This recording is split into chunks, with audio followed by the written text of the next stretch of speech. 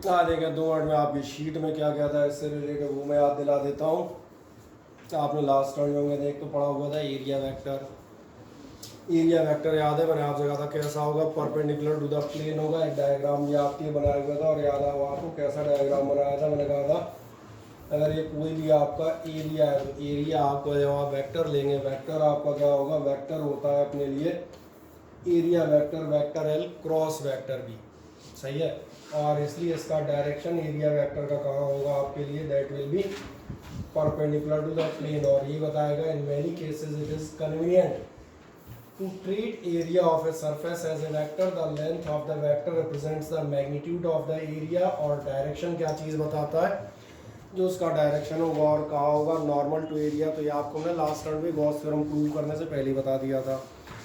Second चीज़ आप देखेंगे electric flux आपने पढ़ लिया था। इलेक्ट्रिक फ्लक्स आपने क्या क्या पढ़ा हुआ था इलेक्ट्रिक फ्लक्स आपने पढ़ा था the electric flux in any surface in an electric field is the basically measure of total number of lines of forcing passing. और पासिंग थ्रू द सरफेस में छोटा सा वर्ड ऐड किया था और वो क्या ऐड किया था, नॉर्मली टू द एरिया। इसलिए आपको याद आएगा लास्ट राउंड में 2 कंपोनेंट हो रहे थे, उनमें से पैरेलल वाला छोड़ दिया था, परपेंडिकुलर वाले को हमने नॉर्मल वाले को कैलकुलेशन में लिया हुआ था।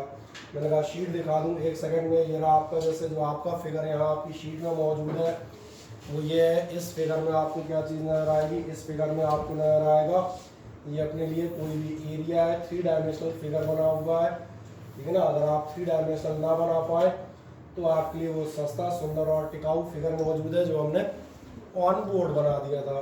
बाकी आप इसको बना ले आते हैं तो बहुत बेहतर है।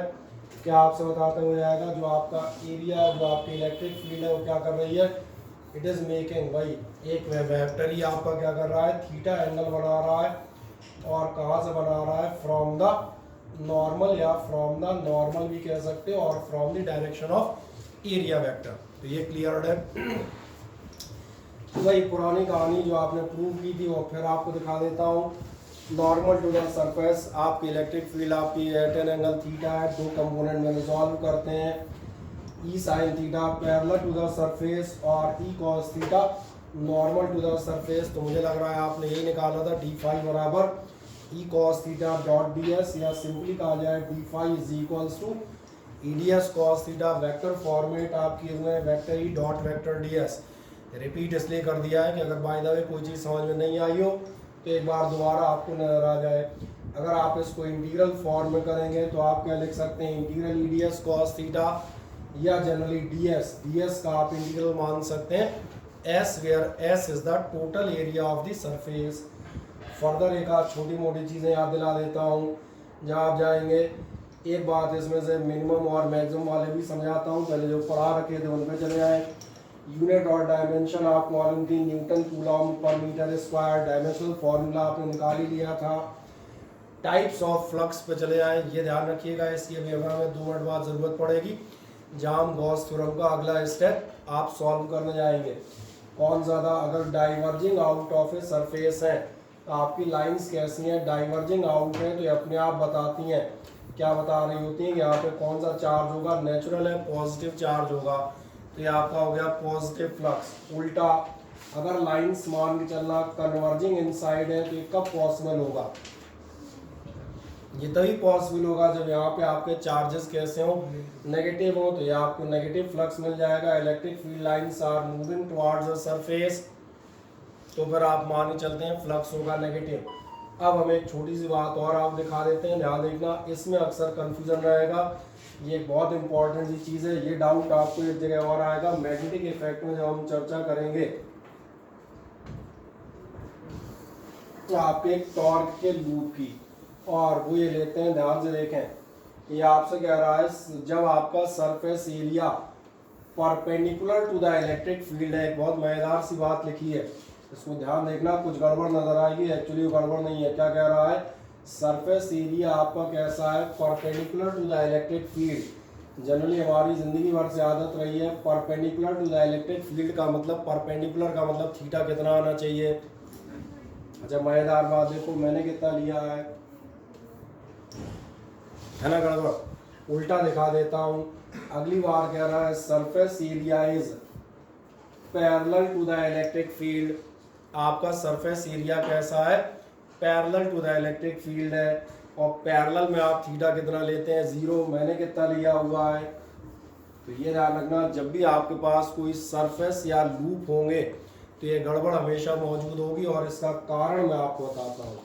इसका कारण ये बिल्कुल सही है, आप कह रहे हैं, आपका जवाब बिल्कुल सही है, क्योंकि एरिया का डायरेक्शन वो नहीं होता जो आप समझते हैं। आप मुझे बता सकते हैं ये रॉड किस एक्सिस पर है? What is the direction of this rod? मान चलो इस रॉड की लेंथ है 5 मीटर। अगर हम वेक्टर फॉर्म में लिखें तो इसकी लेंथ आप क्या बताएंगे? सर 5 आई कैप। सही कह रहा हूँ ना? यही होगी लेंथ। अब एक मजेदार बात आता हूँ, मैं एक एरिया रखता हूँ ऐसे में, ये आपका एरिया, और सपोज करो ये एरिया भी मैं वही ले लेता हूँ 5 मीटर स्क्वायर। इंटरेस्टिंग, इस एरिया को वेक्टर में तुम क्या लिखोगे?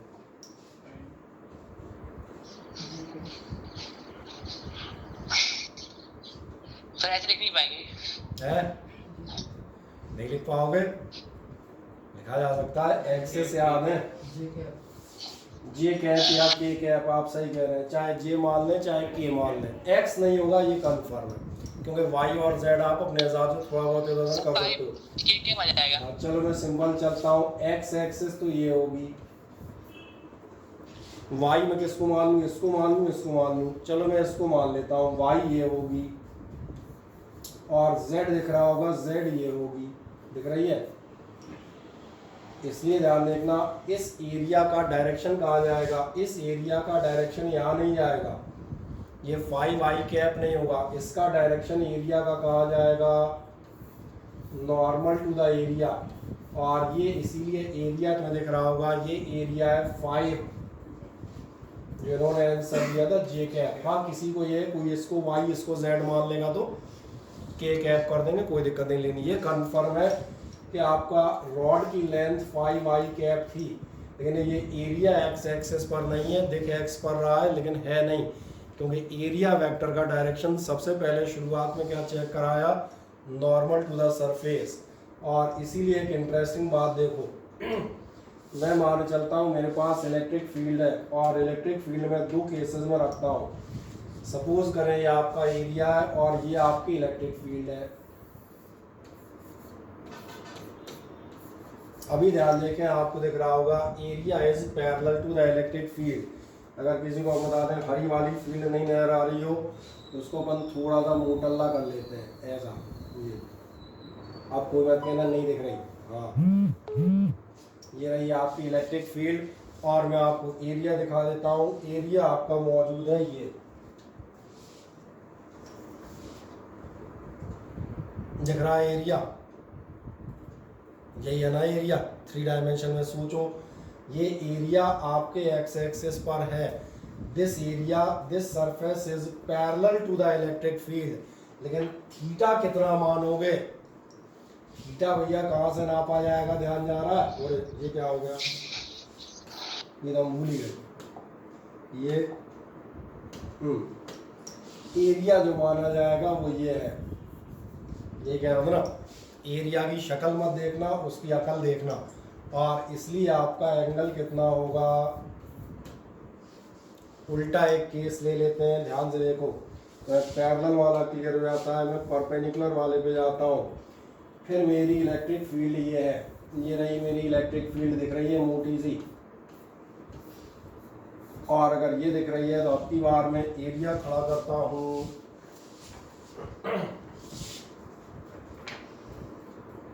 कैसे मोड़े जो नंबर गिल्ला था बेचारा, शीट 0 डिग्री बायोलॉजी खड़ी कर दो इसके सामने, सर 0 डिग्री बनेगा। सिर्फ बायोलॉजी झेलने लायक होती है। दिख रहा है? ये खड़ा करूँगा, बिल्कुल आप सही कह रहे हैं अनमोल, आपका जवाब बिल्कुल सही है। और बाकी लोगों को दिखा भी देता हूँ। अब की बार मैं एरिया कैसे मैं खड़ा कर रहा हूँ, ऐसे आ गया समझ में? अब इस एरिया का डायरेक्शन कहाँ होगा? ध्यान देखना, इस एरिया का डायरेक्शन वहाँ नहीं होगा जहाँ आप सोच रहे हैं। एरिया का डायरेक्शन होगा इसके परपेंडिकुलर, यानी इस एरिया का डायरेक्शन होगा, अब दिख रहा है। और अब आप इस सेंटेंस को आराम से पढ़ें। ये सेंटेंस आपसे कहता है surface area is perpendicular to the electric field, surface area is perpendicular to the electric field. लेकिन थीटा कितना लोगे, दिख रहा है वो थोड़ा मिट गया है पर चलेगा, थीटा आपने लिया है 0 डिग्री। आगे मेरी बात समझ में, ये 2 जगह याद रखिएगा जहां भी आपको इस सरफेस एरिया मिलेंगे, गॉस थ्योरम में मिलते हैं during the calculations of flux, अभी हम एप्लीकेशंस पे जाएंगे तब। और एक जगह मैंने कहा आगे आप एक टॉर्क कैलकुलेट करते हैं लूप पर, और जब आप टॉर्क कैलकुलेट करने जाते हैं उस समय जो आपका आता है वो टाउ बराबर बीना साइन थीटा करके एक आप टॉर्क निकालेंगे आगे। तो जिन्होंने नहीं निकाला उनकी कोई दिक्कत नहीं, उनको हम निकलवाएंगे। यहाँ भी जो है थीटा होगा, ये गड़बड़ यही करेगा कि लूप समझ में आ रहा है, लूप भी तो एक एरिया ही हो जाती है। यहाँ भी तो आप देखें बीना ए फॉर एरिया आ रहा है, तो एरिया फिर एक गड़बड़ फैलाएगा, 2 जगह याद रखिएगा। ये क्लियर हो जाते हैं जनरली। अब आपको मुझे लग रहा है कहानियाँ समझ में आ गई होंगी। देन हम मूव करते हैं गॉसेस लॉ, ये तो मालूम ही था यार। जो आपका फ्लक्स होता है कितना होता है, क्लोज चार्ज वैसे ही होता है, जो भी आपका टोटल चार्ज होगा उसका 1/ε0 times of the magnitude of the charge. ठीक, बढ़िया। बाकी मैंने कहा था इसको हमने प्रूव कर लिया था, तो प्रूव करने के बाद आपको इसकी ज़रूरत अब ज़्यादा कुछ है नहीं। ये फिगर आप पहले ही बनाए बैठे हैं, ऐसे ही बनाया होगा ये। खैर तुमने ऐसा तो नहीं बनाया होगा, तुमने ये जो गोला है बिल्कुल गंदा बनाया होगा, ये मुझे अखंड विश्वास है ना। और मुझे पता है तुम मेरे विश्वास को तोड़ोगे नहीं। सही कह रहा हूँ क्या? हाँ। इसके बाद मैंने कहा आप जाएंगे तो आपकी ध्यान देखें, यहाँ भी ये इलेक्ट्रिक फील्ड और ये ds का है normal to the surface area. बाकी ये तो आप कर ही चुके हो, ds कर दिया था, ds की जगह सरफेस एरिया 4πr² रख दिया था, इसमें आपको कोई परेशानी नहीं है। आए हम चलते हैं इसकी कंडीशन पर। कंडीशन जो मैंने कहा था पॉजिटिव नेगेटिव फ्लक्स की ज़रूरत यहाँ पड़ेगी। बहुत ध्यान से इस फिगर को देखें, मैं इस फिगर को थोड़ा बड़ा कर देता हूँ। इस फिगर में आप देखें, आपने जो थ्योरम पढ़ी है वो है the electric flux linked with the surface due to a charge present inside it, यही लैंग्वेज है ना शुरुआत की। तो यहाँ पर एक क्रॉस क्वेश्चन बनता है, बोले सर ये इनसाइड इट के लिए तो आपने करा दिया, बढ़िया है। अच्छा अगर चार्ज आउटसाइड रखे तो क्या होगा, तो इस क्वेश्चन का फिर हमें जवाब देना पड़ेगा। तो क्वेश्चन का जवाब ये, फिगर ध्यान देखें, बस फिगर बनाती एक लाइन में हो जाएगा कि आपको एक क्लोज सरफेस नजर आ रही है। ये आप देखेंगे ये जो चार्ज इस समय आपका मौजूद है, चार्ज कहाँ मौजूद है, आउटसाइड द सरफेस। तो मैंने आएगा यहाँ से आपकी इलेक्ट्रिक फील्ड लाइन्स इस सरफेस को क्रॉस करेंगी। और एक इंटरेस्टिंग बात है, जितनी लाइन्स आप देखना इस एरिया से एंटर होंगी, यानी कहा जाए ds1 से, उतनी ही लाइन्स आपकी ds2 से बाहर भी जाएंगी। दिक्कत ये है जो आप फ्लक्स नापेंगे, जब इनसाइड लाइन आ रही है तो ये आपका फ्लक्स आएगा, लेकिन जब बाहर जा रही है तो ये फ्लक्स आएगा पॉजिटिव। तो टोटल समझ में आ रहा है कितना हो जाएगा, टोटल बराबर हो जाएगा 0। इसको याद रखना, चार्ज अगर आउटसाइड द सरफेस प्रेजेंट हो, and these surfaces are oftenly called Gaussian surfaces. Gaussian surfaces means the closed surface on which the Gauss theorem can be implied. So in case of a Gaussian surface, if the charge is present outside of it, then the net flux will be 0. तो एक काम करें, condition लिख दें, एक line में लिखेंगे और फिगर ही बनाएंगे। तो पहले तुम एक लाइन लिख दो, फिर मैं बता देता हूँ। एक सिंपल लाइन लिख दीजिएगा कंडीशन। कंडीशन में आप लिख दीजिएगा charge present outside the Gaussian surface. Condition लिख दें charge present outside the Gaussian surface, charge present outside the Gaussian surface, then total number of electric field lines entering the surface, then total number of lines लिख दिया है short में, ठीक है, क्योंकि rough में हो। total number of lines entering the surface will be just equal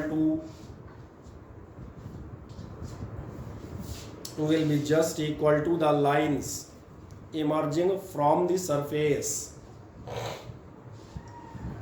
will be just equal to the lines emerging from the surface.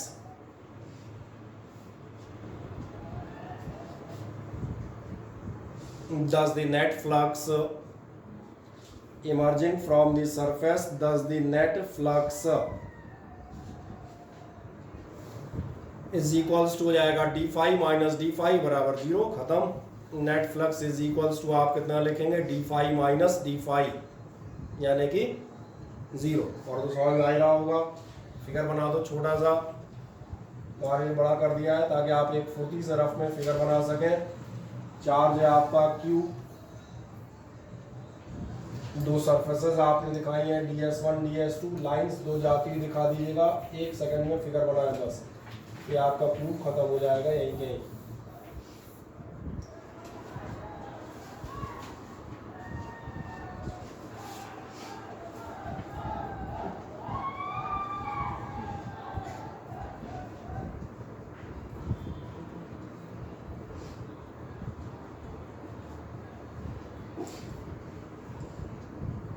मिल गया, दो लाइनें खींच दो बस, एक इधर से दिखा दो एंटर होती, उधर से बाहर निकलती दिखा दो, खत्म।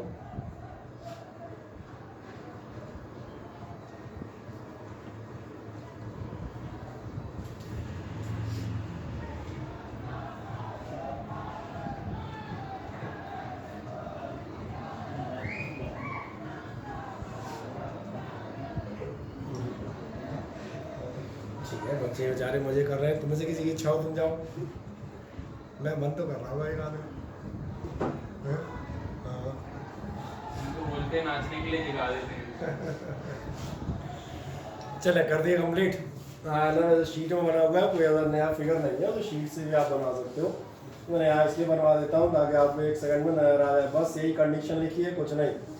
ये भी ये कह रहा है चार्ज इज आउटसाइड, तो क्या होगा, number of lines entering from surface ds1 will be just equal to those emerging from ds2। तो नेट फ्लक्स आपका कितना हो गया, टोटल हो गया आपका 0, कहानी खत्म। क्या है, समझ में आ जाता है ना। अब जाते हैं इस बात गॉसियन सरफेस, ये भी मैंने बता दिया था। गॉसियन किस पे कहोगे, जिस पे आपका हम कहते हैं आप गॉस से थ्योरम अप्लाई कर सकते हैं। तो ये क्या है यार, बताना है तो खुद पढ़ लेना। अब मेन बात जाते हैं, ध्यान देंगे जीरो फ्लक्स की कुछ कंडीशंस पे जाए। ये आपका 1 आध नंबर के क्वेश्चन या किसी एग्जामिनेशन में, अच्छे एग्जाम में अगर तुम बैठे तो आपसे पूछ लिए आएंगे। देखें ध्यान से, इस वाली सरफेस को देखो, अगर आपका एक इलेक्ट्रिक डाइपोल किसी सरफेस के अंदर हो जाए, ना सरफेस का कोई मतलब ये नहीं है कि हर बार अमीबा ही होगा, you can make the surface like this also. और ये मैंने मान लिया इसके अंदर एक डाइपोल है, एक आपका प्लस क्यू और एक माइनस क्यू। आप बता सकते हैं इसका फ्लक्स कितना आएगा, इसका फ्लक्स आएगा 0। और क्यों 0 आएगा, 2 रीजन आपको बताते हैं।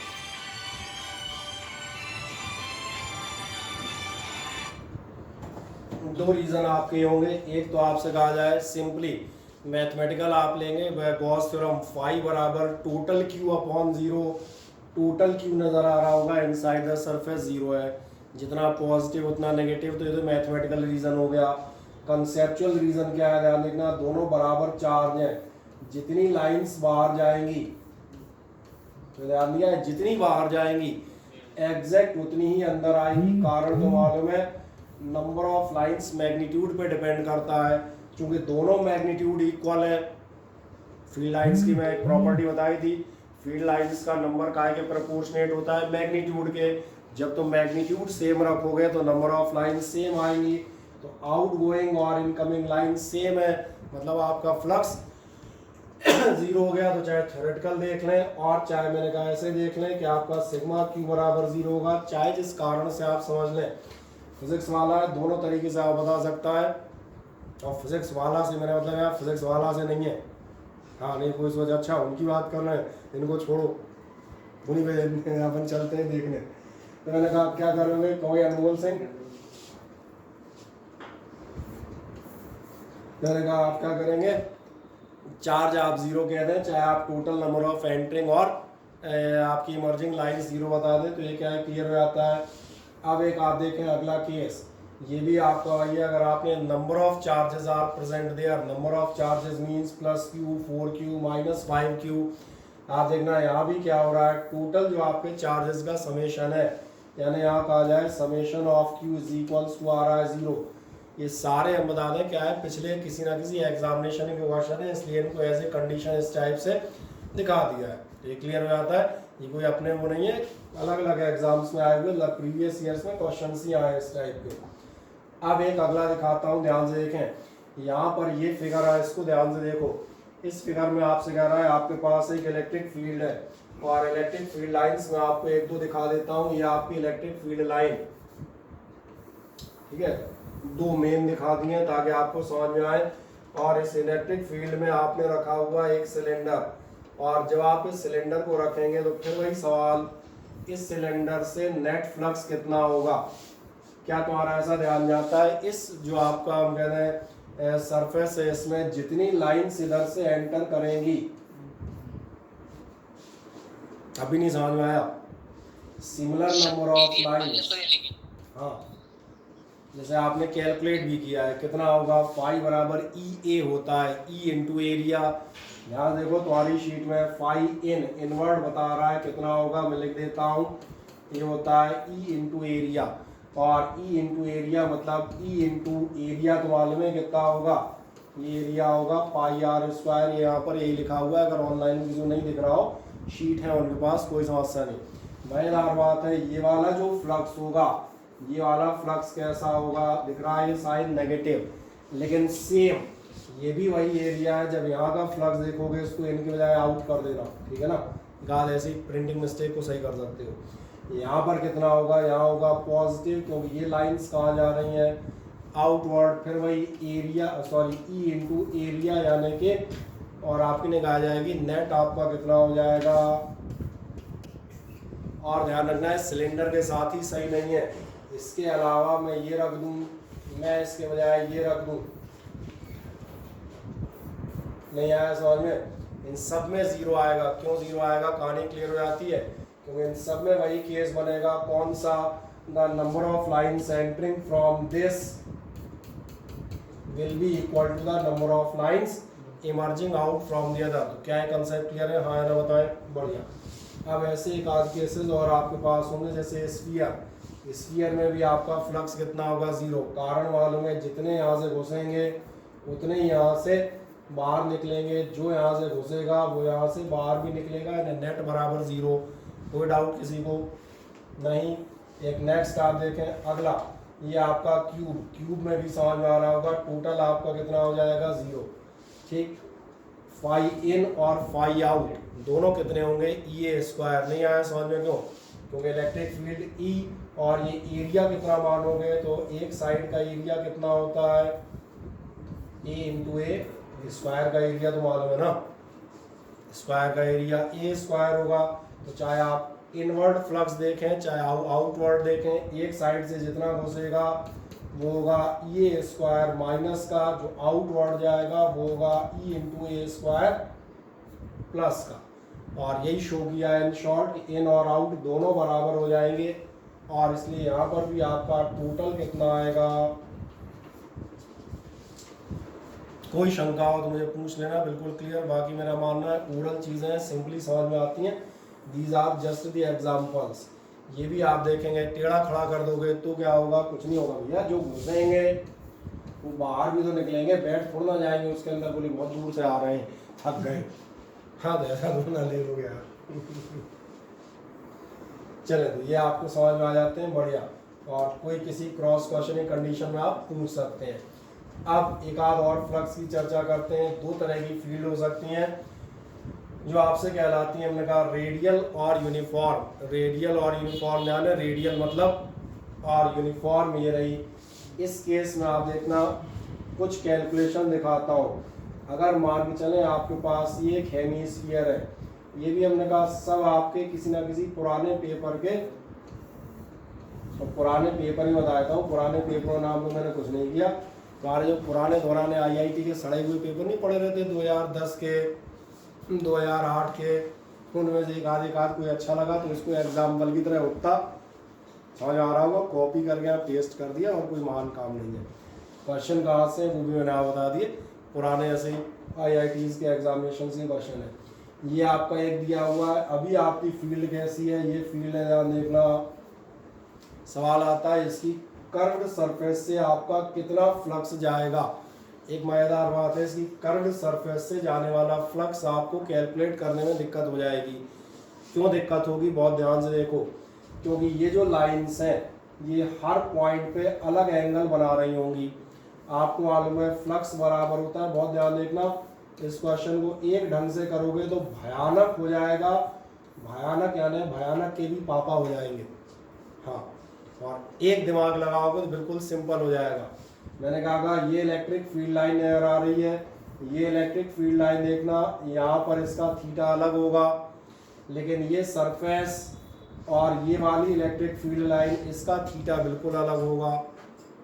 तो या तो मैंने कहा पूरे थीटाज के लिए तुम इंटीग्रेट करो और एक डेढ़ पेज में निकाल लाओ, या फिर जो भी अपन कॉमन सेंस इस्तेमाल कर रहे थे, यूनिफॉर्म फील्ड में एक खास बात है, जितनी लाइंस यहाँ से घुसेंगी, नहीं ध्यान आ रहा, जो इस कटोरे में घुसेंगी वही तो बाहर निकलेंगी। अच्छा, एरिया पाई आर स्क्वायर हो जाएगा। बस हो गया, नहीं ध्यान दिया। कटोरे का एरिया तो सबको मालूम होता है ना, पाई आर स्क्वायर हो गया। कितना हो जाएगा, फाई बराबर ई इंटू और साथ में पाई आर स्क्वायर, दैट्स ऑल।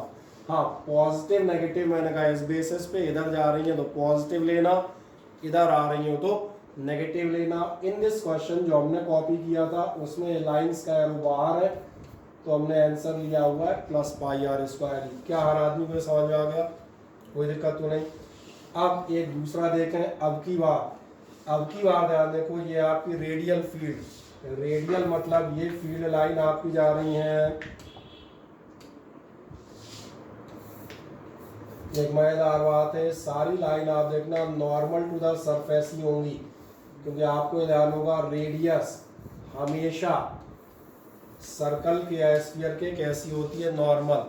अगर आपकी फील्ड कैसी है, मैंने कहा फील्ड है आपकी रेडियल, तो आपकी लाइंस हमेशा कैसी होंगी, हमेशा ये होंगी नॉर्मल। अब यहाँ पे एंगल का रट्टा खत्म हो गया। अब यहाँ पर आप कैलकुलेट कर सकते हैं, अगर किसी को ये याद हो, ये जो सरफेस है इसका एरिया कितना होता है, तो मुझे बताओ। स्फीयर का एरिया याद है, 2 पाई आर स्क्वायर। कितना होता है, 2 pi R square. 2 pi R square, सही कह रहे हैं। टोटल स्फीयर होता है 4 पाई स्क्वायर, तो बेचारा आधा स्फीयर। अब तो स्फीयर जाने कैसा दिखने लगा, ठीक है, तुम्हारे पास शीट है। इसका एरिया कितना होगा, इसका होगा 2 पाई आर स्क्वायर और इनटू में हो जाएगा ई, और बराबर में निकल आएगा फ्लक्स। हाँ, प्लस और माइनस का भी डिसाइड करोगे, फिर याद दिलाता हूँ, अगर ये ऐसा है तो पॉजिटिव, और अगर अंदर घुस जाएगा तो नेगेटिव, क्योंकि मैंने कहा क्वेश्चन रिपीट होते हैं बट सिमिलर होते हैं, सेम नहीं होते। सिमिलर और सेम का फर्क समझ में आ रहा है ना, सिमिलर हो जाएगा कि अंदर हो गया पूछ लिया, सेम नहीं होगा, सेम की बहुत कम गुंजाइश रहती है। अब आपको ये क्वेश्चन भी समझ में आ जाता है, हाँ या ना, मुझे बताएं। तो ये जनरली अब आप ये पढ़ सकते हो, flux curve surface 2 pi R square ही ठीक है। कोई डाउट इन क्वेश्चंस में हो तो मैंने कहा एक बार आप इस लेक्चर की रिकॉर्डिंग, और एक बेचारा पिछले की मांग रहा था, दोनों की आज भेज दूंगा, चिंता मत कर, इनको आप एक बार आराम से मैंने कहा चेकआउट कर लीजिएगा, ठीक। अब एक अगली चीज पे चलते हैं, एक और मान बात लेते हैं। ये बताओ, देखने आ रहा है सभी को फिगर ऑनलाइन में, हाँ ना बताओ। Yes sir. आ रहा है, ठीक। Yes sir. जो यस सर बोल रहा है, इसको ज्यादा दिख रहा है, इसकी फीस ज्यादा लूंगा।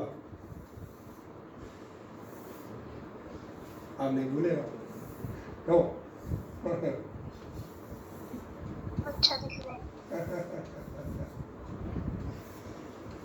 आए देखें ध्यान से, अब की बार हम एक खास क्वेश्चन में चलते हैं। ये आपके पास है क्यूब, और इस क्यूब के मैं सेंटर पर एक चार्ज रख देता हूँ।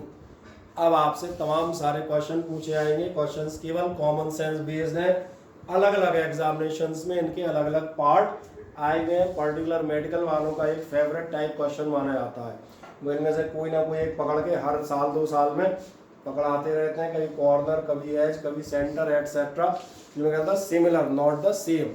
तो लेकिन अपन एक ही बार में तीनों चारों डिस्कस कर लेते हैं। ध्यान से देखें, ये मैंने कहा आपने क्यूब के सेंटर में रखा है एक चार्ज, और जो आप चार्ज रख रहे हैं तो पहला क्वेश्चन तो ये आएगा, बताओ क्यूब से कितना फ्लक्स पास होगा।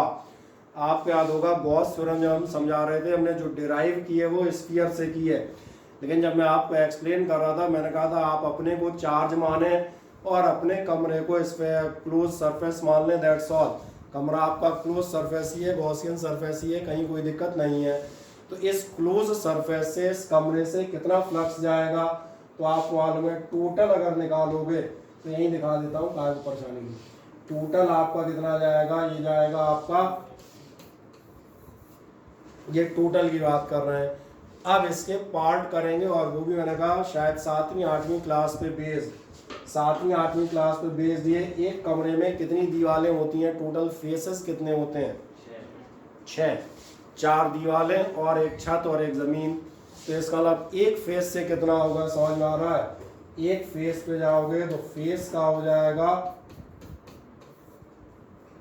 नहीं आया समझ में, अरे टोटल फ्लक्स 6 फेसेस से कितना जा रहा है, क्यू अपॉन एप्सिलॉन नॉट। तो किसी ने कहा एक फेस से कितना जाएगा, तो सब तरफ बराबर ही होगा ना, कहीं ज़्यादा कहीं कम। एक फेस का हो जाएगा 1/6।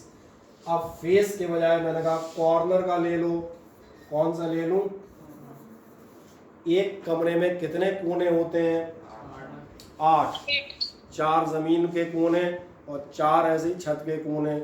एक कॉर्नर का कितना हो जाएगा, वो समझ में आ रहा होगा 1/8। तो पूरा लिख देता हूँ, कोई कहेगा है, उसके लिए 1/8 Q upon epsilon naught. Edges कितनी होती हैं, किनारे, कोर कितनी होती हैं, कोर होती हैं 12, 4 छत की कोर होंगी जो ऐसी 4 होंगी, 4 जमीन की होंगी और 4 ये खड़े में किनारे होते हैं, एक इधर और 2 सामने वाले। तो 12 किनारे होते हैं। तो एक किनारे पे आपका कितना आएगा, अरे चलो ठीक, एक किनारे पे दिख रहा होगा, अब तो दिख भी रहा होगा, डायरेक्टली दिखा देता हूँ, क्यू अपॉन 12 एप्सिलॉन नॉट, या सिंपल कहता हूँ 1/12 क्यू अपॉन एप्सिलॉन नॉट। कोई प्रॉब्लम अब तो ये सारे समझ में आ जाते हैं एक बार में फुर्ती से। कोई डाउट है, देखिए किसी को कोई शंका हो तो फुर्ती से दर्ज कराओ, तो उसको एक बार दोबारा एक्सप्लेन करूंगा, नहीं तो आगे बढ़ जाऊंगा। नहीं, आप में से किसी को नहीं। हाँ, ये किसी में कहा तो सिमिलर में आ जाते हैं। तो कई बार एक ऐसा क्वेश्चन भी आया हुआ है, और ये जो क्वेश्चन आया हुआ है, ये क्वेश्चन इस बात के लिए था, ध्यान देखना, इसमें आपने एक महान काम किया था। इसमें आपने चार्ज को भीतर नहीं रखा, इसमें आपने चार्ज को वहाँ रखा, एक फेस पे रख दिया है। इससे आपको समझ में आएगा, ये था आपका क्यूब, और चार्ज हम बजाय इसके अंदर रखने के हम रख देंगे यहाँ पर, दिख रहा है ये कहाँ रखा हुआ है, ये इसके इस वाले फेस पे रखा हुआ है। अब अगर इस वाले फेस पे रखोगे तो इसने कहा अब बताओ कितना जाएगा तुम्हारा। कोई बात नहीं, ध्यान देखना, अभी ये क्लोज सरफेस नहीं हो रही। जैसे मैं आपसे बात करता हूँ, आपके ये आपको ऐसे समझ में आएगा, आपके घर का कमरा, अभी आपसे कहा था कि आप कहाँ हैं, कमरे के अंदर, तो आप इनसाइड द क्लोज सरफेस हैं। इस चार्ज को छत पे रख दें तो ये घर के बाहर हो गया। अब अंदर कैसे आएगा, एक काम करो, कमरे के ऊपर एक और कमरा बनवा दो। अगर छत पे रखा है तो क्या करो, उसके ऊपर भी एक कमरा बना दो। अब तो ये वापस भीतर हो गया ना, तो बस यही हमने किया है। देखो ध्यान से, मैं क्या करूँगा, अगर ये चार्ज आपका एक फेस पर है तो मैं इस चार्ज के लिए, ये जो आपका चार्ज है ये ओरिजिनल क्यूब है जो डार्क लाइंस से आपको दिख रहा है, डार्क लाइंस वाला, मतलब मैं उसको कर देता हूँ ब्लैक।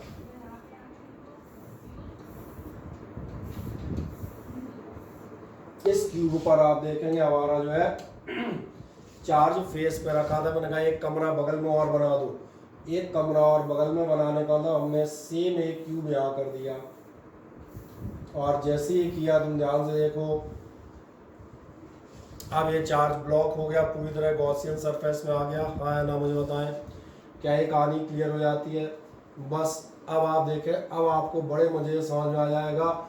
इससे जो टोटल फ्लक्स निकलेगा वो टोटल फ्लक्स कितना निकलेगा आपका, टोटल फ्लक्स निकलेगा Q अपॉन एप्सिलॉन नॉट, यही निकलेगा। अब आप जाएंगे, जब इस पर जाएंगे, क्या आपने ऐसा ध्यान दिया है, आधा इधर फ्लक्स होगा क्योंकि आधी लाइंस मैंने कहा इधर जा रही होंगी, आधी लाइंस इस वाले घर में भी तो जा रही होंगी, हाँ है ना। अब इस वाले क्यूब पर जिस पर हम हैं, अभी टोटल आपको मालूम है टोटल तो कितना होता है, पर ये वाला जो ग्रीन क्यूब है ये तो इमेजनरी है, मैंने माना अपने क्यूब से कितना होगा, अपने क्यूब से कितना होगा, मैंने आधा ग्रीन वाले पे जाएंगे और आधा, इसलिए मैं साफ लिख देता हूं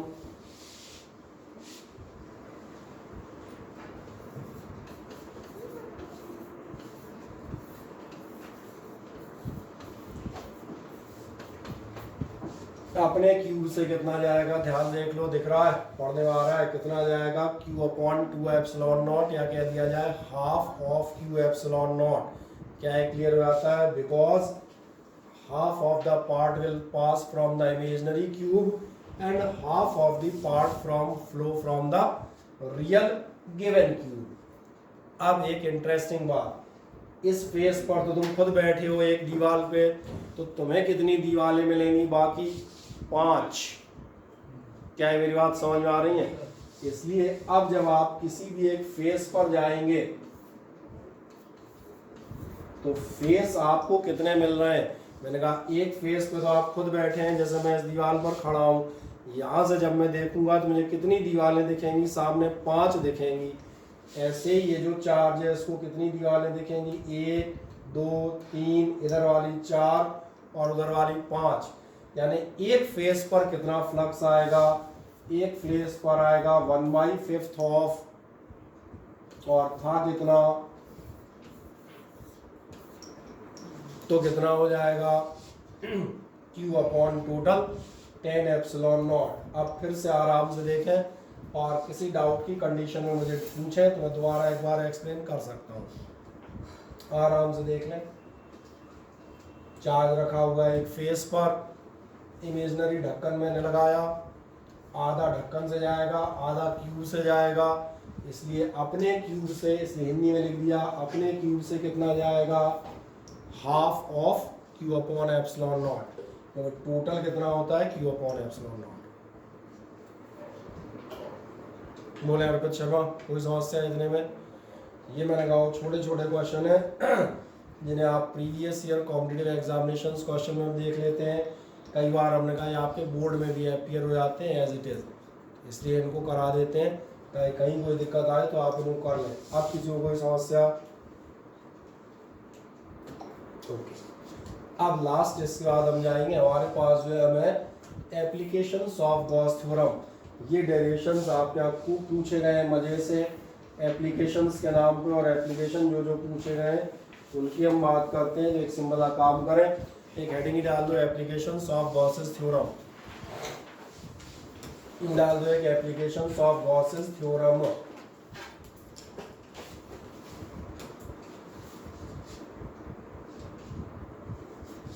गॉस थ्योरम की हेल्प से हम इलेक्ट्रिक फील्ड कैलकुलेट करेंगे। तो सबसे पहले आप आ जाएगा number 1, infinite line charge. Applications of Gauss theorem में आप पहला जाएंगे इनफाइनाइट लाइन चार्ज।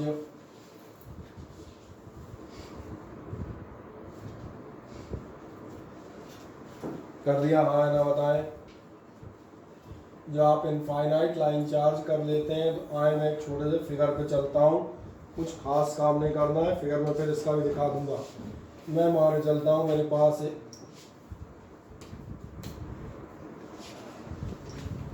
आपका एक लाइन चार्ज है और इस पर हम कहते हैं सपोज करें कोई भी चार्ज पॉजिटिव मान लेता हूँ, ये आपका डेवलप है। अगर आपको गॉस थ्योरम लगानी है तो क्या करना पड़ेगा, ध्यान है, गॉस थ्योरम तभी एप्लीकेबल है जब आप कहते हैं when the charge is present inside a close surface. अब सवाल आता है एक लाइन चार्ज को आप क्लोज सरफेस कैसे प्रोवाइड करेंगे। तो ये आपके खुद के हाथ में सरफेस मौजूद होती है पेन के फॉर्म में, जो पेन की रिफिल है उसको मान के चले लाइन चार्ज। आपने आप ध्यान दिया होगा क्लोजिंग सरफेस कैसी हो जाएगी, लाइक अ सिलेंडर। इसलिए जब आप ऐसी क्लोजिंग सरफेस बनाएंगे तो क्लोजिंग सरफेस कौन सी होगी, क्लोजिंग सरफेस आपकी ये हो जाएगी।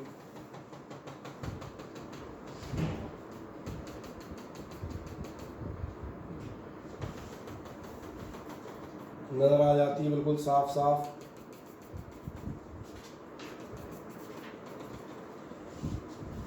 पहली बात तो गिवन चार्ज के लिए हम क्या करेंगे, जिस भी पॉइंट पे आप इंटेंसिटी निकालना चाहते हैं, सपोज दैट आप निकालना चाहते हैं इस पॉइंट पी पर और मैंने मान लिया डिस्टेंस कितना है आर। इस पॉइंट पे अगर आप इंटेंसिटी निकालना चाहते हो लाइन चार्ज की वजह से कितनी आएगी, तो गॉस थ्योरम हेल्पफुल है।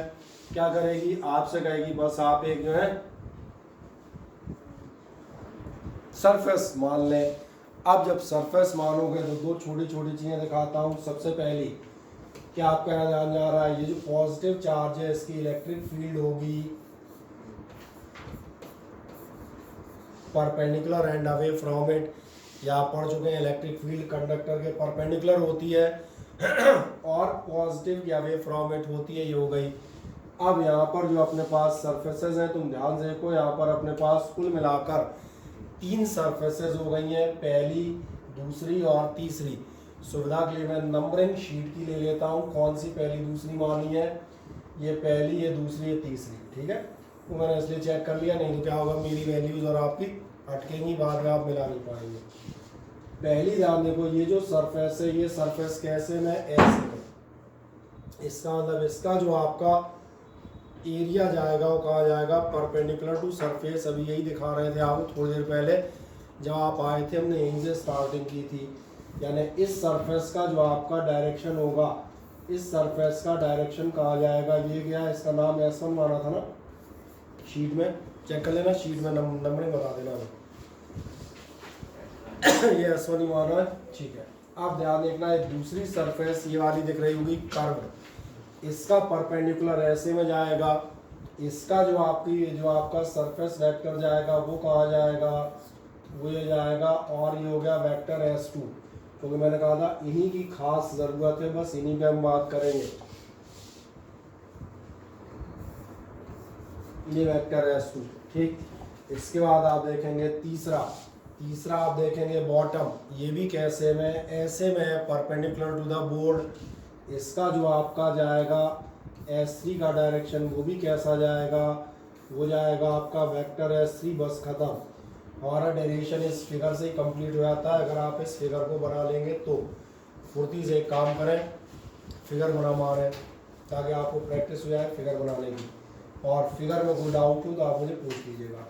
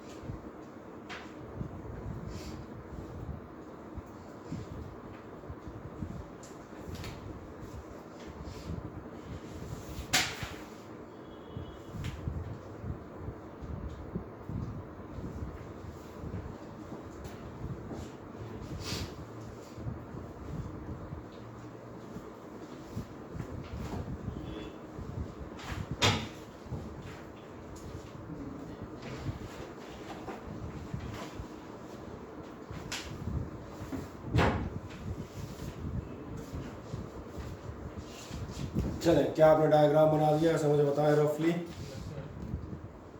बाल को आपने बना पाया क्या? ये सर बना लिया। ठीक, और एक मिनट दे देता हूँ, कोई दिक्कत नहीं, आराम से बना दें।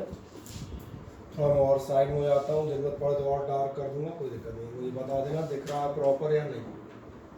सबसे खास बात है बस उसको दिखना सही से चाहिए मुझे इसमें, है ना।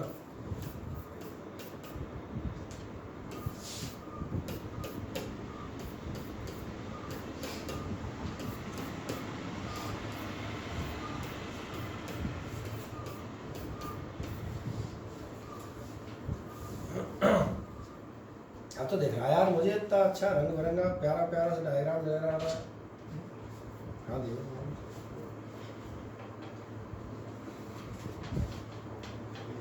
चले बना दिया सभी ने, बस कुछ नहीं, आपकी शीट में भी बना दें, यही बना हुआ है बस ये है। ये आपने पॉइंट पी है, लेंथ एल और मानी हुई है, तो चलो लेंथ एल तो हम मान लेंगे, वैसे ही लेंथ एल में तो 1 सेकंड लगेगा। ये लो, किसी को लगे लेंथ नहीं मानी तो लेंथ तो अपने घर की बात है, चाहे जब मान लेंगे। मेन बात पे आते हैं, जो आपने डायग्राम बना रखा है इसके लिए करेंगे क्या क्या आपको ध्यान जाता है। हमने सबसे पहले गॉसियन सरफेस एज्यूम की है, एक लाइन लिख दें, इसमें लिख दीजिएगा cylindrical Gaussian surface is assume, लिख दो cylindrical Gaussian surface is assume, cylindrical Gaussian surface is assumed. आगे बढ़िएगा, फ्रॉम गॉसेस थ्योरम,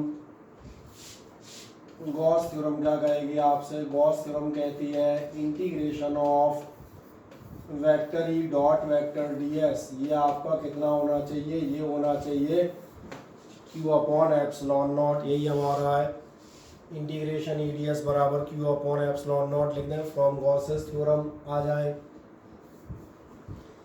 अब बस एक कंसेप्ट लगेगा छोटा सा, उसकी हम बात करेंगे। इंटीग्रेशन का मीनिंग मालूम है आपको, एडिशन, समेशन, टोटलिंग।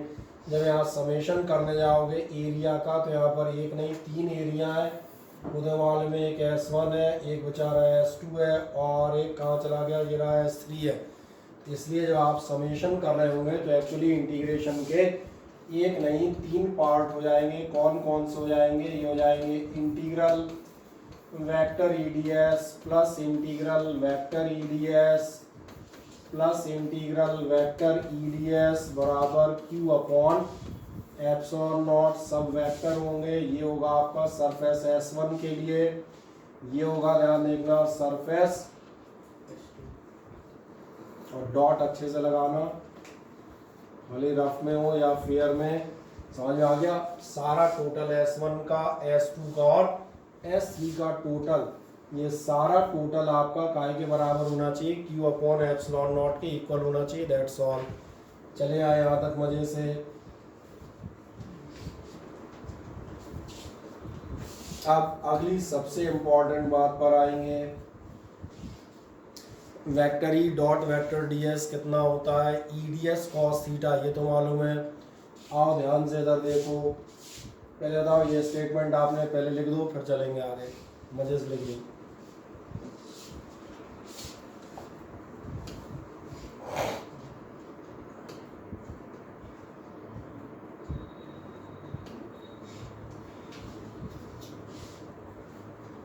पूरा लिख दें, इंटीग्रल ईडीएस वो तो रिपीट है, अंतर ये है, एक बार सरफेस S1 के लिए, S2 के लिए और S3 के लिए, तीनों का टोटल पूरी सरफेस के लिए कितना होगा, ये आपका टोटल होगा क्यू अपॉन एप्सिलॉन नॉट के इक्वल। सही है। अब आराम से हम इसको सॉल्व करेंगे, ध्यान देखें। मैं यहाँ से कहता हूँ ये हो जाएगा integration of S1 EDS cos theta, तो ये रहा मेरा ई, ये रहा मेरा ds और ये रहा कॉस। अब कॉस ऐसे नहीं, कॉस फिगर में जाके मिलेंगे। सरफेस S1 नजर आ रही, हमने इसको माना था। क्या आपको ई और S1 के बीच का एंगल साफ तौर पे नजर आ रहा है? अगर बढ़िया, अगर ये नजर आ रहा है तो ये हो गया आपका cos 90 प्लस आपका हो जाएगा इंटीग्रेशन ऑफ S2, ये हो जाएगा EDS cos, चलो पहले लिख लेते हैं फिर वैल्यू रख लेंगे, ठीक है। बस 1 सेकंड, मैंने कहा पहले रफ वर्क निपटा दूं, इतना तो आना ही आना है हर बार, ठीक है। अब थीटा को एक बार फिर इतना निपटा दो, फिर फिगर से थीटा देख के रखते जाते हैं 1 सेकंड में। एक का देख लिया EDS cos 90, दूसरे हो गए EDS cos, तीसरा भी कर दिया आपने EDS cos। इससे आपको क्या जल्दी समझ में आ जाएगा।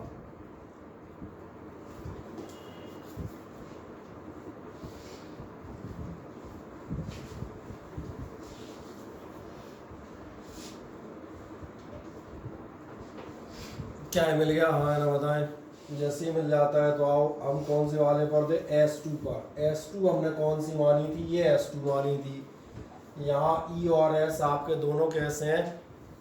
ये 0 डिग्री पर है। लगे हाथ तीसरा भी देख लो, तीसरा दिख रहा होगा, ये 90 में E और S3 है।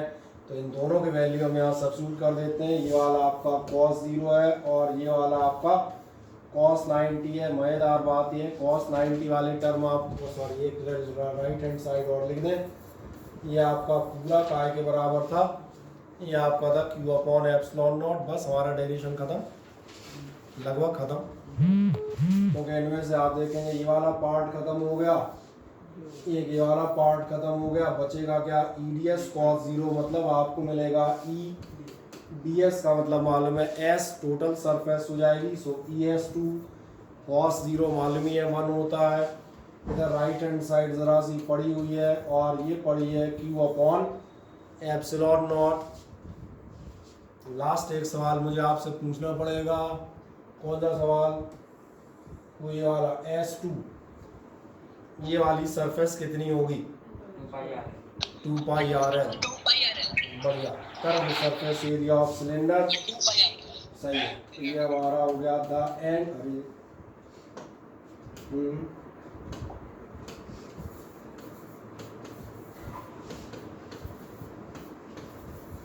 बस चाहे जैसे लिख दो, इसलिए आप लिख देंगे E बराबर होगा Q upon 2 pi epsilon naught R L. यही हुआ। चाहे आप ऐसे लिखें, और अगर आपकी थोड़ी सी याददाश्त पिछले टॉपिक की वापस आ जाए तो आप एक काम कर सकते हैं, आप लिख सकते हैं E बराबर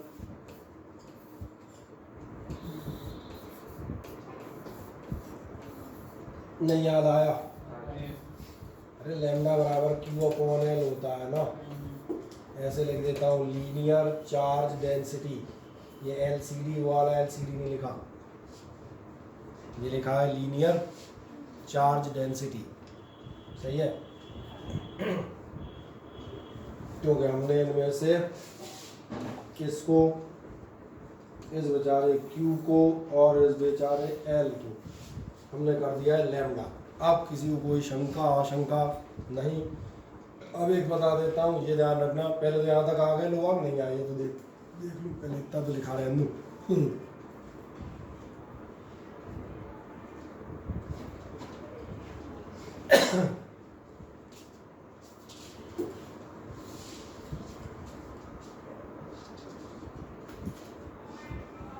चले, क्या आपने इतना कंप्लीट कर लिया? हाँ ना बताएं, कोई दिक्कत? बस एक बार ध्यान रखना, जब आप न्यूमेरिकल्स में जाएंगे तो उसमें छोटा सा काम करेंगे, और न्यूमेरिकल्स के लिए आप जो छोटा सा काम करते हैं वो बताता हूँ। ये न्यूमेरिकल्स के लिए आप ध्यान रखना। न्यूमेरिकल्स में जब जाऊँगा तो इसको बजाय हम कहते हैं ये लिखने के, हम ये लिखते हैं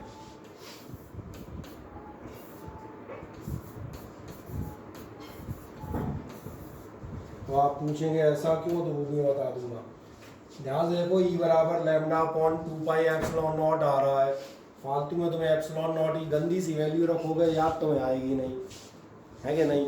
तो इससे बेहतर है काम करो, 2 से मल्टीप्लाई कर लो, तो कम से कम तुम्हें एडवांटेज मिलेगा कि 4 पाई एप्सिलॉन नॉट की वैल्यू तुम्हें अपने आप मालूम होगी, तो ये वैल्यू डायरेक्ट हो जाएगी। तो न्यूमेरिकल पर्पज़ में शॉर्टकट के लिए हम क्या माने चलते हैं, 1 upon 4 pi epsilon naught 2 lambda Y R, जिससे ये सीधा 9 10 9 रखते हैं। लैम्डा हमें क्वेश्चन में दिया होता है चार्ज डेंसिटी, ये क्लियर हो जाता है। ये कभी कभी छोटी छोटी बातें एक आध बार बतानी पड़ जाती हैं और कुछ नहीं। तो मुझे लग रहा है अब ये महान कहानी जो है ये आप पढ़ लेंगे। ये सब ये लिखा है फाई बराबर EDS पहला दूसरा तीसरा, और वैल्यू S2 बराबर curved surface area of cylinder, जो तुमसे पूछ रहे थे वो शीट खुद ही बता देती है।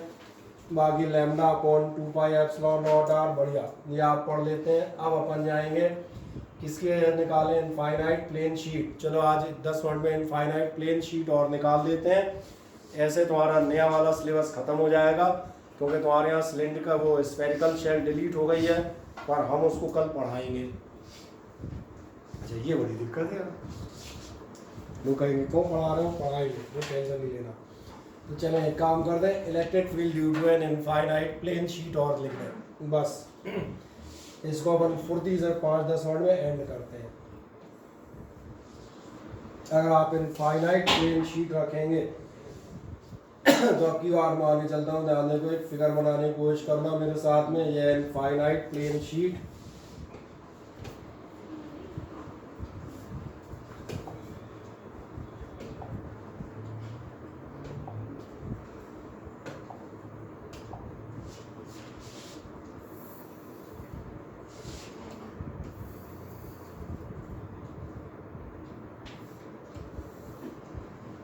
लगभग बराबर हो गई। ये ध्यान जा रहा होगा, ये शीट कैसे में आपकी ऐसे में खड़ी हुई है, सही है। बनाओ एक तिरछी सी शीट, और शीट पर अपन रखेंगे थोड़ा सा चार्ज, तो वो भी रखना जरूरी है।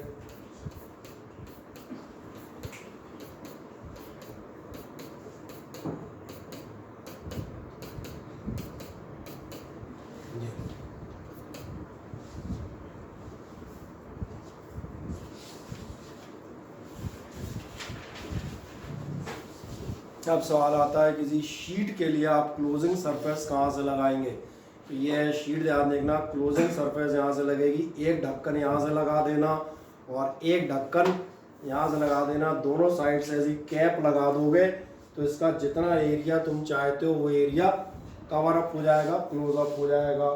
इसलिए ध्यान देखना, किसी भी एक गिवन एरिया के लिए, इसमें गिवन एरिया मान लेता हूँ कोई सा भी आपका, मैंने सपोज कर लिया ये कोई एक गिवन एरिया है सर्कुलर। इसके लिए मैं एक काम करूँगा, इसके लिए मैं एक कैप ऐसी ही सर्कुलर यहाँ पर लगा दूंगा और एक ऐसी ही सर्कुलर कैप यहाँ लगा दूंगा। यानी ध्यान जाएगा, ये कुल मिला के आपका एक सिलेंडर टाइप दोनों साइड से फॉर्म हो जाएगा, जो ऐसे में बंद किए है। बना दे आराम से, मजे से। सर इसके लिए कीवर्ड ले सकते हैं जी सर, इसके लिए हम लोग कीवर्ड भी ले सकते हैं क्या? क्या जी? क्यूबॉइड, आप श्योर, आप इसकी जगह चाहें तो क्यूबॉइड भी लिया जा सकता है, कोई दिक्कत नहीं है। उसको आप कैसे लेंगे, उसको आप ऐसे ले लेंगे, बस क्यूबॉइड बनाने में ज़रा दिक्कत जाएगी। आप क्यूबॉइड बनाओगे कैसे, टेढ़ा टेढ़ा तो बनाना पड़ेगा, ऐसा सा बिल्कुल लिया जा सकता है, क्यूबॉइड में कहीं कोई समस्या नहीं आएगी। बस ये फिगर, चलो आज टाइम अपने पास कम है, कल मैं क्यूबॉइड का फिगर ही बना दूंगा। क्यूबॉइड के फिगर में 2 मिनट ज़्यादा लगेंगे बस। तो क्या होता है, चारों के लाइन प्रोजेक्ट करनी पड़ेगी ना, गोले में तो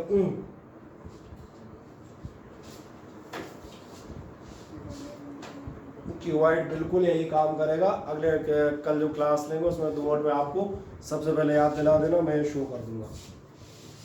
अब वापस जाते हैं, ध्यान देखना, ये जो आपने बना रखा है, क्या आपका ऐसा ध्यान जाता है, इसके लिए भी हमारे पास 3 सरफेसेस हो जाएंगी। 3 सरफेसेस कौन सी होंगी, सिलेंड्रिकल सरफेस नज़र आ रही है, एक ये वाला ढक्कन हो जाएगा। इसका आप ध्यान देखना, मैं तो शीट की आपको इलेक्ट्रिक फील्ड दिखा दूँ। शीट की जो आपकी इलेक्ट्रिक फील्ड है, इलेक्ट्रिक फील्ड आपकी कहाँ जाएगी, अवे फ्रॉम द शीट। तो ये मैंने मान ली, ये आपकी हो गई इलेक्ट्रिक फील्ड। आउटवर्ड्स और अवे फ्रॉम द शीट, ये आपने कहा ये आपकी इलेक्ट्रिक फील्ड। अब एक नेक्स्ट देखें, इसमें जो हम बात कर रहे थे एरिया कैसे होंगे। पहला एरिया ढक्कन का समझ में आ रहा होगा, ये इसके परपेंडिकुलर चलेगा, ठीक। इसका एरिया इसके परपेंडिकुलर चलेगा। नंबरिंग तो हमें अपनी कॉपी से देख के मुझे बता देना, ठीक है ना। एक ऐसे यहाँ होगा और एक सिलेंडर ये दिख रहा होगा, इसकी एक सरफेस कर्व्ड है, एक एरिया यहाँ चलेगा। तेरा प्रियंका ऐसा देखो, S1 S2 S3 कौन से हैं, ये S1 ये S2 और ये S3, ठीक है। बस नंबरिंग मैंने आपके अकॉर्डिंग कर दी ताकि आपको बाद में उसमें कन्फ्यूजन नहीं हो, बोले इसमें S2 0 हो रहा है, इसमें S3, चक्कर क्या है, नंबरिंग वही कर दी है। तीनों सरफेसेस समझ में आ जाती हैं। एक ये वाली, इसका एरिया इसके परपेंडिकुलर, ये इसके परपेंडिकुलर जा रहा है, इसका एरिया इसके परपेंडिकुलर, और इस वाली का एरिया इसके परपेंडिकुलर। सेम ही फिगर है, पिछली बार ऐसे में सिलेंडर था, आपके बाद लुढ़क गया है बेचारा, बस और कुछ खास चेंज है ही नहीं उसमें। क्या आपने बना दिया इतना? हाँ, जो आप फिगर बना पाए तो मुझे बताइएगा 1 मिनट में, फिर मैं उसको सॉल्व कर दूंगा। बहुत छोटा सॉल्यूशन है क्योंकि पिछले से मिलता जुलता है,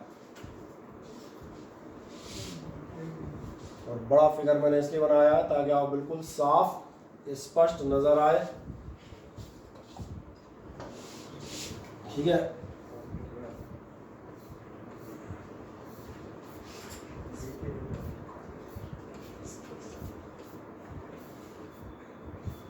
बना दिया सभी ने?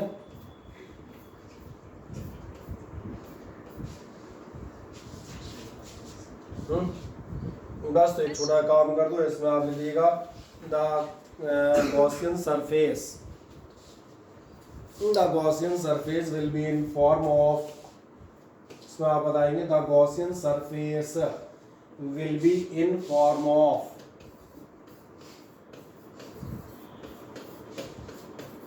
cylindrical cap, cylindrical caps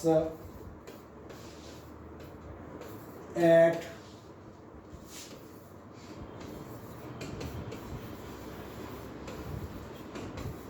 either side of sheet या प्लेट, जो भी आप उसको मान रहे हो।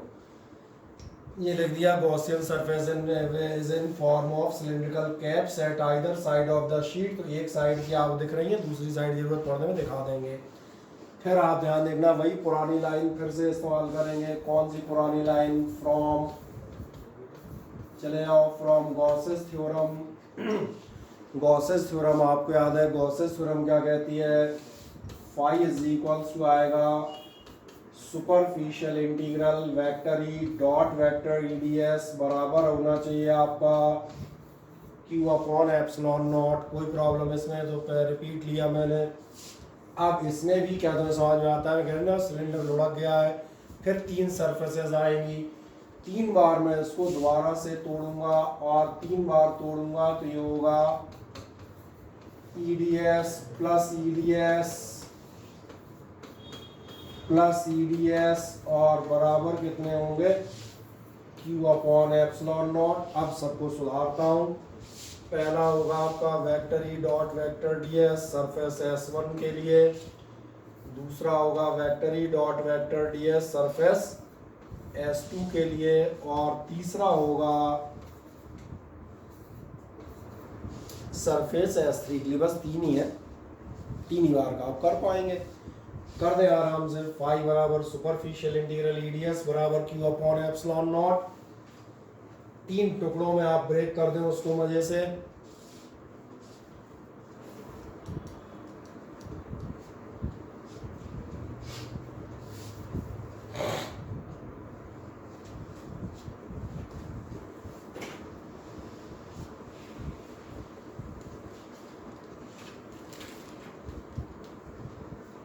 मिल गया कंप्लीट? हाँ या ना बताएं, किसी को कोई डाउट?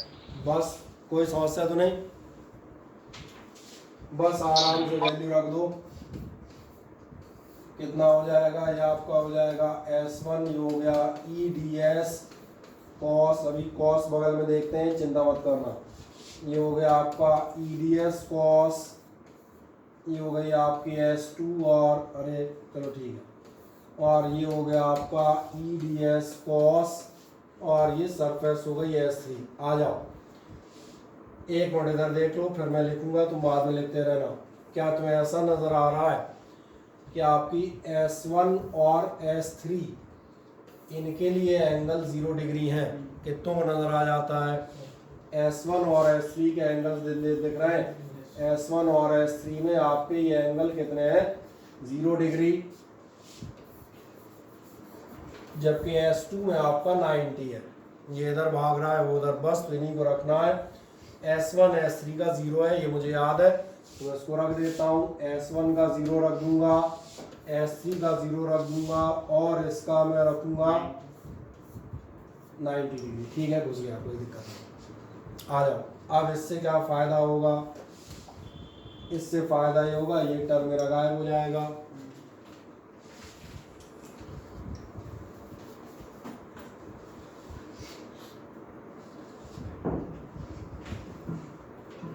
और उधर बराबर वो चल ही रहा था आपका, इक्वल टू में कितना जा रहा था, ये जा रहा था equal to Q upon epsilon naught. एक छोटी सी बात आप बता देते हैं कि आपको सिलेंडर के लिए ये मालूम है कि S1 और S2 बराबर होते हैं। आमने सामने की दीवारें या ढक्कन और हमने कहा वो सेम होंगे, इसलिए cos 0 1 होता है, तो ये मेरा हो गया ES प्लस ध्यान देखना ये वाला भी वही हो गया ES, क्योंकि cos 0 1, तो ES प्लस ES बीच का तो खत्म ही हो गया, इज इक्वल्स टू अपने लिए Q अपॉन एप्सिलॉन नॉट। और करें, चलो और कर देते हैं, जो कह रहे हो तो इस लाइन को आराम से देख लें, क्या सबने लाइन लिख दी, मैं भी रोके हूँ यहाँ तक, ठीक है ना। ये हो जाएगा आपका 2ES बराबर Q अपॉन एप।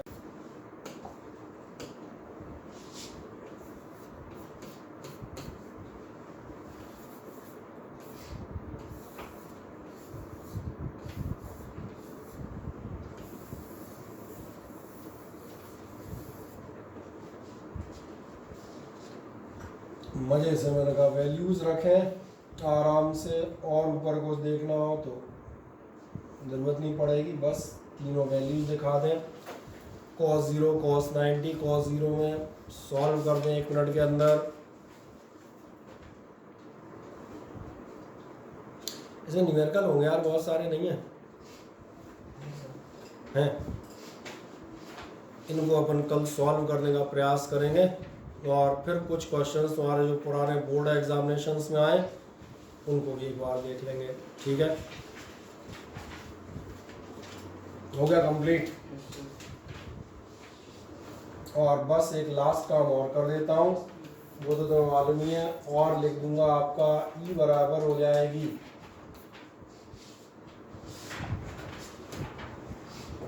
ये याद आता है Q upon S, charge per unit surface area. बस थोड़े का अगर ये याद आ गया तो हमारा डेरिवेशन टोटली खत्म हो गया। ये हो गया सिग्मा अपॉन, ये हमने आज का कार्यक्रम यहाँ पर सफलतापूर्वक बिल्कुल ऑन टाइम संपन्न करने में सफलता अर्जित की। इसे कहते हैं एक्सपीरियंस वर्षों का।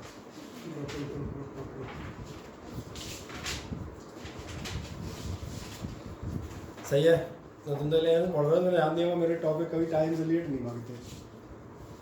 1 मिनट प्लस माइनस 2 मिनट वही एंड हो जाएंगे। चले तो आपने इतना कर लिया, अब एक लास्ट काम कर दे तुम्हारा। लास्ट काम क्या कर दें, इसको आप कल जो है देख के आना पड़ा, क्योंकि आपको हम कहते तो आप सारे न्यूमेरिकल करा देंगे, बस मनोरंजन के लिए तुम्हारी अटेंडेंस और लगा दें। बाकी ऑनलाइन वालों ज़्यादातर की तो लिख लिए, एक आध कोई रह जाए बेचारा मैं बता देना, मुझे नहीं रहा है जो कोई ऐसा नया। सर ये जो तीसरा है इलेक्ट्रिक फील्ड जो पैरेलल प्लेट, ये भी डिफिकल्ट है। पैरेलल प्लेट नहीं, पैरेलल प्लेट तो इसी का ऑप्शन है, वो तो एक लाइन में, पैरेलल प्लेट इसी का न्यूमेरिकल है। जैसे आपने दो चार्ज, एक चार्ज की इंटेंसिटी निकाल ली, अब ट्राइंगल पे 2 रख दो तो उनका टोटल क्या होगा, प्रिंसिपल ऑफ सुपरपोजिशन। ऐसे इन दोनों के बीच का सुपरपोजिशन करेंगे, वो 1 मिनट में हो जाएगा। वो नया टॉपिक नहीं है, उसमें तो इसी का देखना जाके E1 plus E2 E1 minus E2 करेगा, sigma upon 2 epsilon not plus या माइनस डिपेंडिंग ऑन डायरेक्शन, दूसरा वाला। ये था बेस्ट, और ये राग पुण्य में डला हुआ बेचारा।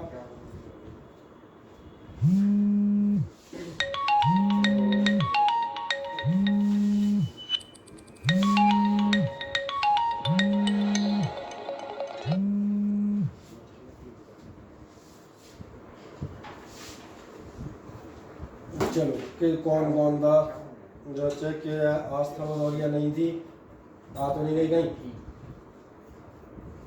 अभिनव सिंगर है, आकांक्षा भदौरिया नॉट देयर, आकाश कुमार हैं, अमन शर्मा ही मौजूद है, अमीशा, अनमोल, अनुष्का तोमर, अर्पित शर्मा, आयुषी पाल, दिव्या नहीं होगी, नहीं थी देखा। और कौन है, कावशी मौजूद है, खुशी मौजूद है, कुशाग्र शर्मा, कुसुम गायब, नैन्सी सेंगर और नमिता शर्मा गायब। इसके बाद नेहा भदौरिया प्रेजेंट होंगी। और कौन है? प्रियंका शर्मा, रितेश कुमार, सौरभ सिंह, श्वेता सिकरवार और इस बार स्नेहा दीक्षित। देन इस बार सूरज कुमार, तनुष्का सिंह नहीं है और दो तनुष्का सिंह नहीं है। चलो युवराज सिंह भदौरिया प्रेजेंट है, ठीक है। एक बार अपनी अटेंडेंस चेक कर लें, कोई बेचारा बचा कुचा नहीं रह गया हो। कौन कौन नहीं बताता हूँ। एक आस्था भदौरिया नहीं होगी, एक आकांक्षा भदौरिया नहीं है। देन इसके बाद दिव्या एब्सेंट और इस बात कुसुम एब्सेंट। देन नम्रता शर्मा एब्सेंट और श्वेता सिकरवार, स्नेहा दीक्षित, तनुष्का सिंह और ये हो गए मार्क अटेंडेंस। कर दूँ? सर बोले। सर आज तो टेस्ट होने वाला था ना? नहीं, आज हमने सोचा था टेस्ट नहीं है, पर हमने कहा आप लगे हाथ इस चैप्टर को खत्म ही कर दूँ। Okay sir. सही है, जरा सा बचा है, मैंने कहा टर्न का काय के लिए लटकाए खत्म करके इसके बाद अपन टेस्ट रखेंगे, ठीक है ना। Okay sir. हाँ, जरा सी पूछ बची है, को हम कहते हैं क्या बचा है? स्फेरिकल शेल वाला 20 मिनट का। इस बार बोर्ड पेपर क्वेश्चन है, यानी एक टर्न में खत्म ही हो जाना है। तो एक टर्न में फालतू में लटकेगा तो संडे मंडे लेके दाएं कर देंगे, ठीक है।